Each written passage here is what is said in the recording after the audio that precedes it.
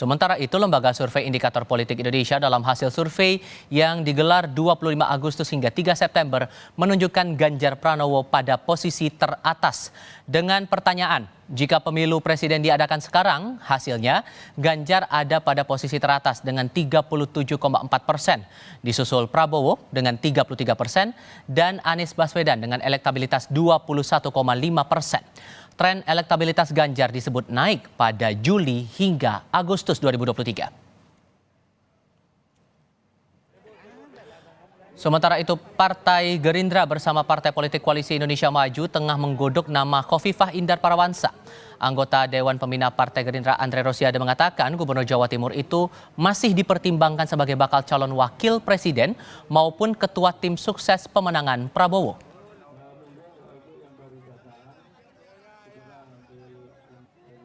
2024 ini kami menginginkan Pak Prabowo unggul di Jawa Timur, sehingga muncullah keinginan dari partai pendukung dan pengusung.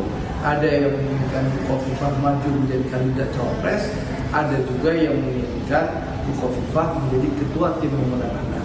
Semuanya tentu akan didiskusikan, dirundingkan dengan cara musyawarah atau mufakat antar partai pendukung Pak Prabowo, sehingga apakah nanti Bu Khofifah akan diputuskan menjadi kandidat cawapres Pak Prabowo atau menjadi ketua tim pemenangan Pak Prabowo.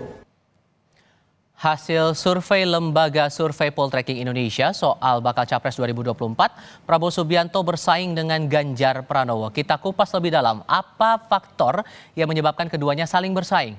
Diskusinya kita bahas bersama dengan para narasumber kali ini. Sudah bergabung saat ini Arya Bima, anggota DPR RI fraksi PDI Perjuangan, kemudian Viva Yoga, Wakil Ketua Umum Partai Amanat Nasional, dan Hanta Yuda, Direktur Poltreking Indonesia. Selamat sore semuanya, apa kabar? Selamat sore. Terima kasih sudah bergabung bersama kami. Untuk survei ini, Mas Bimo, elektabilitas dari Pak Ganjar Pranowo ini lagi disalib dulu nih sama elektabilitasnya Pak Prabowo Subianto. Tapi untuk trennya dari waktu ke waktu di internal PDIP sendiri, untuk elektabilitas Pak Ganjar ini bagaimana kemudian? Yang pertama terima kasih ya, survei sudah disampaikan hari ini dari Poltreking yang menurut saya cermati, tentunya mengamati survei kan kondisi hari ini yang tidak bisa tidak dikaitkan dari waktu ke waktu ya, yang tentunya masih ada 8 bulan, dan menurut saya apa yang disampaikan Poltreking saya melihat fluktuatif dan kecenderungan konsisten Ganjar Pranowo yang terus naik. Jadi saya melihat dari hasil survei kecenderungan kesimpulannya sama, ada kecenderungan yang konsisten. Ganjar selalu mengalami kenaikan elektabilitas yang disertai popularitas yang kemarin kita masih belum nembus 90%. Selama lepas dari jabatan gubernur kemarin, memang kita push untuk hadir kemana-mana untuk mengenalkan Pak Ganjar Pranowo yang selisihnya masih 15% dengan Pak Prabowo, yang sudah mengetahui Pak Prabowo di Indonesia ini hampir 100%. Yang mengetahui nama Pak Ganjar Pranowo itu juga baru sekitar 85-87% dari berbagai variasi lembaga survei. Dari 85-87 itu, kalau kita peroleh sebenarnya nggak bisa di apple to apple kan. Misalnya hari ini ada margin antara sekitar 37 dengan 35, sementara tingkat kepopularitasnya Pak Ganjar masih selisih 10% dengan Pak Prabowo. Itu menjadi PR kami untuk kita tetap menjelaskan ke publik sejelas-jelasnya dan secepat-cepatnya, karena waktu yang semakin mepet. Maka saya melihat bahwa kecenderungan yang naik terus dan konsisten ini merupakan hasil kerja, dan tentunya kita sangat yakin, seyakin-yakinnya bahwa standar kompetensi sebagai calon presiden Pak Ganjar Prabowo ini jauh lebih menarik dari berbagai segmen, baik kalangan rohaniwan, budayawan, kalangan cendekiawan, kalangan kampus, kalangan budayawan, kalangan seniman, dan kalangan generasi muda Gen Z, maka semakin ruang publik diisi dengan narasi-narasi seperti kemarin yang ada di UI atau di UGM, kami percaya bahwa popularitas dan elektabilitas Pak Ganjar Pranowo semakin mendekati pengumuman Oktober nanti akan semakin tinggi. Tapi kami juga mengamati betul dari hasil survei ini, pasangan cawapres sangat menentukan dan selisihnya sangat di margin error.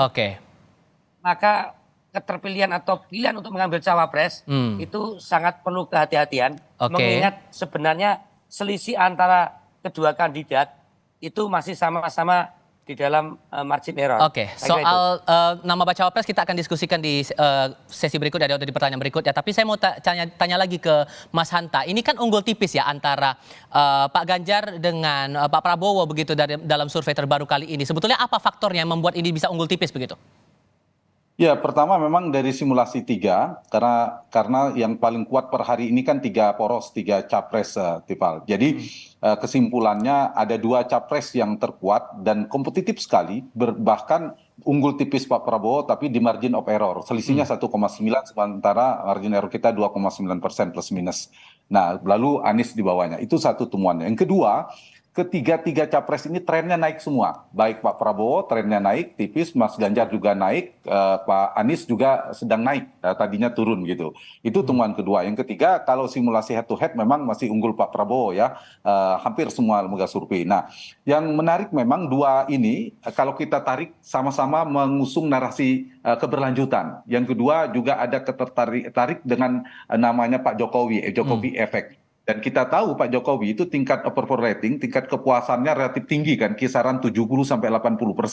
Nah ini yang terbelah, yang puas kepada Pak Jokowi terbelah ke Mas Ganjar ke Pak Prabowo. Sementara kecenderungan yang tidak puas itu memang juga ke Anies tentunya, juga selain ke beberapa kandidat. Jadi faktor-faktor itu juga memberikan memberikan kontribusi elektoral ya, faktor Pak Jokowi, faktor figurnya masing-masing punya basis. Kita tahu Mas Ganjar itu sangat kuat sekali di Jawa Tengah, tempat beliau sebagai gubernur Jawa Tengah, itu sulit digeser di Jawa Tengah. Pak Prabowo basis lamanya di 2019 yang lalu Jawa Barat itu sampai hari ini di data kami menunjukkan masih Prabowo yang unggul. Nah itulah sebabnya Jawa Timur menjadi wilayah yang diperbutkan, ditarungkan antara 2 kandidat yang kuat ini. Ini salah satu yang menyebabkan di luar ada faktor-faktor banyak ya, gaya komunikasi politik mereka, kemudian bagaimana pendekatan kepada publik dan seterusnya. Nah, karena kompetitifnya tadi saya sambung Mas Aryo Bimo tadi soal cawapres, kehati-hatian itu poin penting. Benar, kalau orang mengatakan udahlah faktor cawapres tidak terlalu tinggi, hanya memberi 2-3-4%, itu betul sekali. Cawapres A, cawapres B tidak menaikkan dari 10%. Tapi dalam situasi capresnya itu elektabilitasnya sangat kompetitif, selisihnya 2-3%, bahkan 2%, maka menentukan cawapres menjadi penting. Karena sama-sama 2%, kan selisihnya sedikit. Keliru mengambil cawapres bisa kalah, tapi bisa mengambil cawapres yang tepat, maka juga menjadi tepat. Ini saya kira variabel penting kalau kita bicara dari konteks Ganjar dan Prabowo, yang juga punya kedekatan ke Pak Jokowi, yang juga mengusung narasi keberlanjutan, dan juga sampai hari ini sama-sama belum mengumumkan cawapres. Poin saya, faktor cawapres menjadi penting, faktor faktor Pak Jokowi juga menjadi variabel penting, juga faktor wilayah kewilayahan tadi seperti Jawa Timur dan beberapa daerah juga penting. Di luar tentu personality kedua kandidat ini. Pak Prabowo mesin juga partai tentunya juga, tambah lagi mesin-mesin partai, mesin relawan dan sebagainya. Pak Prabowo ini kan unggul untuk saat ini, Mas Viva, yang di survei sebelumnya di bulan Juli 37,5, di survei terbaru 38,9%. Ini langkah strateginya bagaimana kemudian nih Mas Viva untuk bisa membuat posisi elektabilitas dari Pak Prabowo ini makin naik begitu?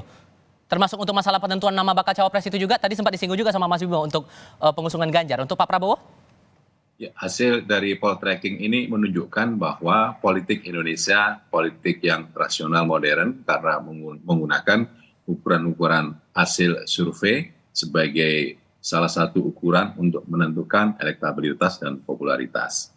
Jadi survei itu adalah aspirasi yang berkembang di masyarakat. Kita melihat bahwa ternyata hasil survei Mas Hanta ini menunjukkan, ditambah dengan margin error, Pak Prabowo dan Mas Ganjar dan Pak Prabowo ini beda-beda tipis gitu. Jadi dari 3 bakal kandidat yang nanti akan didaftarkan ke KPU RI, ada 2 yang berkompetisi ketat, yaitu Pak Prabowo dan Mas Ganjar. Ini menunjukkan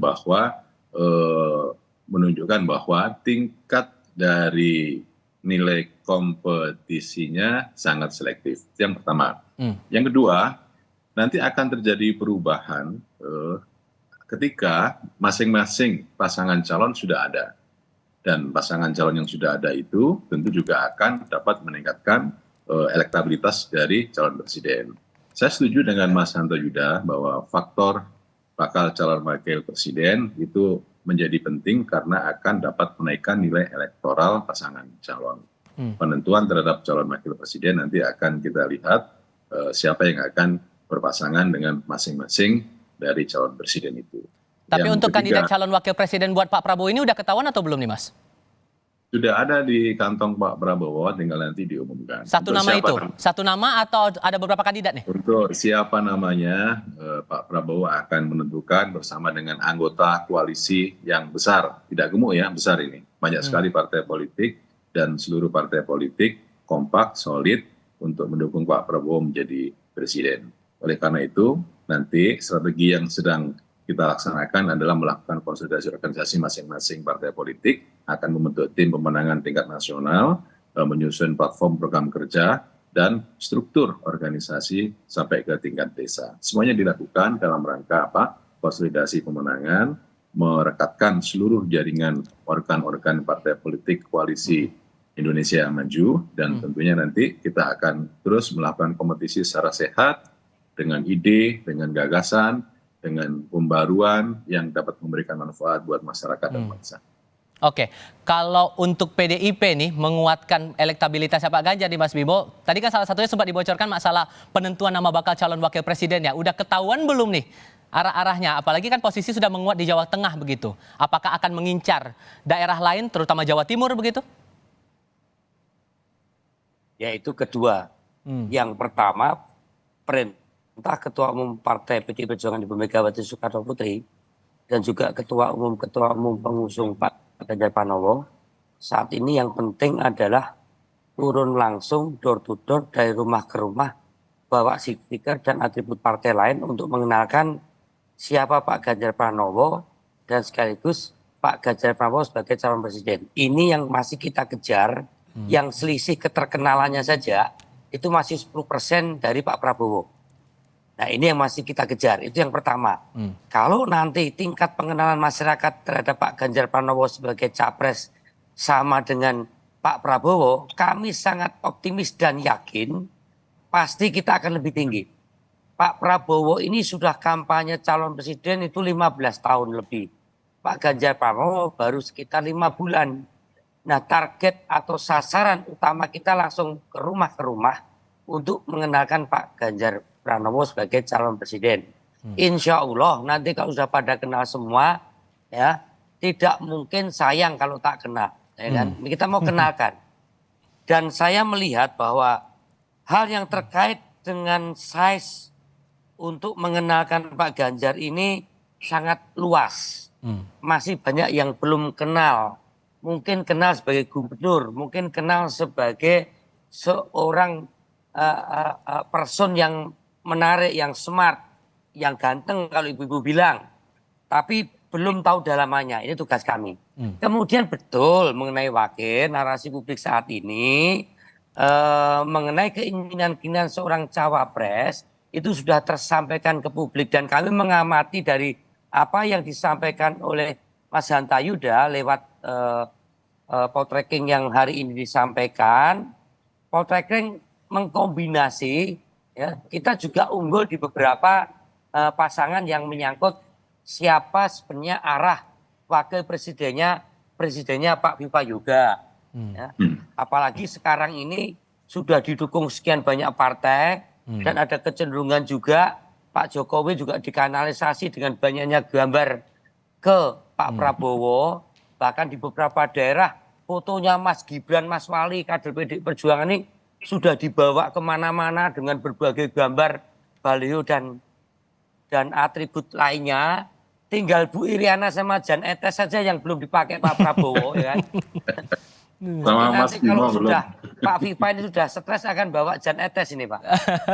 Tapi sejauh ini nama bakal cawapresnya sudah ada atau belum? Sudah mengerucut ke satu nama atau masih ada pertimbangan lagi, Mas Bimo? Pertimbangannya seperti yang disampaikan oleh dalam survei Pak Anta Yuda, di sini ada Pak Mahfud MD, kemudian juga ada pasangan Pak Ganjar Pranowo dengan Pak Sandiaga Uno. Ini juga menjadi perhatian oleh Ibu Megawati Soekarno Putri dan sudah sering disebut-sebut. Dan masih ada nama-nama yang mungkin akan mengagetkan di dalam dansa-dansi politik yang sampai tanggal 25 nanti, ya kan? Dan kami percaya itu semua adalah otoritas penuh daripada Ibu Ketua Umum PDI Perjuangan beserta partai pengusung yang lainnya bersama Pak Joko Widodo juga. Timingnya dan orangnya yang tepat itu siapa.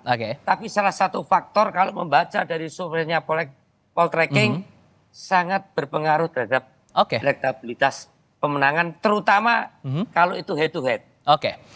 Mas Hanta, agar elektabilitas dari masing-masing ini, Prabowo dan Ganjar ini bisa naik begitu, maka baiknya pasangannya siapa nih untuk masing-masing menurut Anda? Ya, seperti tadi ya, Mas Viva maupun Mas Bimo sudah membaca, di survei kami itu memetakan beberapa nama cawapres terkuat ya, beda terjauh. Yang terkuat itu nomor 1 Pak Erick Thohir, kemudian ada Sandiaga Uno, kemudian dari Ridwan Kamil, ada Pak Muhaimin, Pak Mahfud, Bu Kofifa. Nah, ada simulasi yang kami buat, Tifal, yang menarik. Saya lanjut tadi yang disampaikan Mas Bimo. Mas Ganjar memang relatif menguat kontributif secara elektoral kalau dipasangkan ada 2 orang kami bikin simulasi, yaitu Pak Mahfud dan Pak Sandiaga Uno. Itu kontributif sebelum ke Pak Prabowo ya. Kenapa? Karena Mas Ganjar punya basis di Jawa Tengah. Ganjar maupun Prabowo itu membutuhkan cawapres yang memiliki basis. Jadi ada 2 strategi kan, memaksimalkan basis dia yang sudah ada, atau strategi bagi mencari cawapres itu menambah ceruk yang dia masih lemah, atau sekaligus memecah basis lawan. Nah, kalau kita perhatikan namanya, kalau ingin memecah basis lawan, wakilnya Pak Prabowo adalah Gibran, supaya bisa memecah Jawa Tengah. Kalau Pak Ganjar, yang dia pilih ada Ridwan Kamil untuk memecah di Jawa Barat. Tapi tampaknya saya pikir juga mempertimbangkan mereka memaksimalkan basis yang sudah ada masing-masing di Jawa Timur. Nah, yang menarik ini Jawa Timur. Siapa yang bisa menangkan Jawa Timur kan memenangkan 2 di antara 3 provinsi terbesar di Indonesia, biasanya jadi pemenang Pilpres pengalaman Pak Jokowi, Pak SBY 10-20 tahun yang lalu. Nah, berangkat dari sana kami membuat simulasi ada 2 yang terkuat. Pak Prabowo antara Mas Gibran, ini Mas Bimo ya, sebelum MK ya, kita misalkan saja, Mas Gibran, Mas Erick Thohir, Pak Erick Thohir dan Mas Gibran. Kalau Pak Prabowo, Pak Ganjar itu Pak Mahfud dan Pak Sandi. Itu kontributif, itu sama-sama kuat yang ada. Belakangan memang ada nama Bu Kofifa, tapi di survei kami merekam Bu Kofifa tidak terlalu kuat ya. Kelebihannya beliau selain NU memang Gubernur Jawa Timur. Tapi kalau mereka mengambil di antara 2 yang kami potret dalam survei ini, saya kira kompetitif ya, sama kuatnya. Kalau Pak Prabowo itu cawapres terkuatnya, kalau dari survei ini Erick Thohir secara elektabilitas elektoral dia memberikan kontribusi sangat kuat. Kalau Mas Ganjar itu Pak Mahfud sekaligus Sandi, dua-duanya kontributif secara elektoral. Karena Mas Sandi melengkapi Pak Ganjar kuat di Jawa, Sandi di luar Jawa. Pak Mahfud itu NU dan Jawa Timur melengkapi Mas Ganjar. Begitu juga dengan Pak Prabowo. Kalau dapat Mas Erick Thohir, Pak Erick Thohir juga menguat dari beberapa wilayah di mana Pak Prabowo masih lemah. Tapi keputusan semuanya bergantung lagi nanti saat pendaftaran apakah nama-nama tadi dimasukkan atau tidak. Yang singkat saja, Pak. Mas Hanta agak ada yang sembunyikan ini. Singkat saja, Kenapa yang sudah dengan pasangan tidak di head to head kan? Ini mesti punya hasilnya tapi nggak dibuka dia. Oh, di head to head ya. Nanti kita akan buka di kesempatan berikutnya. Tapi untuk sementara waktu terima kasih Mas Bimo, terima kasih Mas Viva. Terima kasih Mas Viva, terima kasih Mas Hanta sudah bergabung bersama kami. Selamat sore semuanya.